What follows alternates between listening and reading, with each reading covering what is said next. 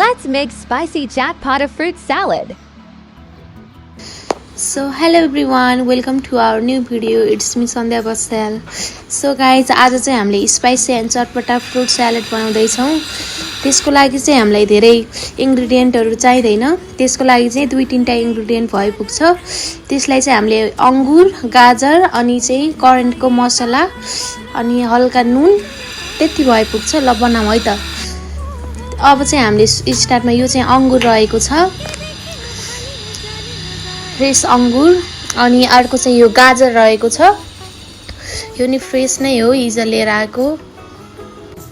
गाजरलाई चाहिँ हल्का छिल्ने, हल्का पातलो गरेर अनि गाजर छिलिसकेपछि चाहिँ यहाँ रहेको छ अंगुर र गाजर हामीले चाहिँ धोएर छिलिसकेका छौं।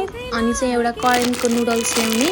त्यसपछि चाहिँ हामीले त्यसको मसला मात्र युज गर्छौं, चाउचाउ युज गर्दैनौं। अनि त्यो मसला चाहिँ एकदम मिठो हुन्छ के चटपटा नि हुन्छ, स्पाइसी नि हुन्छ। अनि हामीले चाहिँ गाजरलाई सानो सानो पारेर पिसेसहरुमा कट गर्ने। अनि गाजर काटिसकेपछि चाहिँ हामीले त्यो अघि नै धोएको अंगुर र त्यो गाजरलाई चाहिँ मिक्स गर्ने। अनि मिक्स गरिसकेपछि चाहिँ त्यसमा चाहिँ त्यो करेन्टको मसला चाहिँ पातल गरेर हल्का गरेर जताततै पर्ने गरी चाहिँ राख्ने। अनि चाहिँ हल्का त्यसमा चाहिँ नुन स्वाद अनुसार, हल्का सब्जी मसला अनि चाहिँ हल्का यो धुलो मसला चाहिँ हामीले एड गर्यौं। यो एड गरेपछि चाहिँ राम्रोसँग मोल्ने। अनि हाम्रो चाहिँ अब यो रेडी हुँदैछ। राम्रोसँग मोलिसकेपछि चाहिँ हाम्रो यो फ्रुट स्यालेड चटपटा एन्ड स्पाइसी रेडी भएको छ। हजुरहरुले नि ट्राई गर्नु है त। मैले त ट्राई गरे, एकदम मिठो लाग्यो।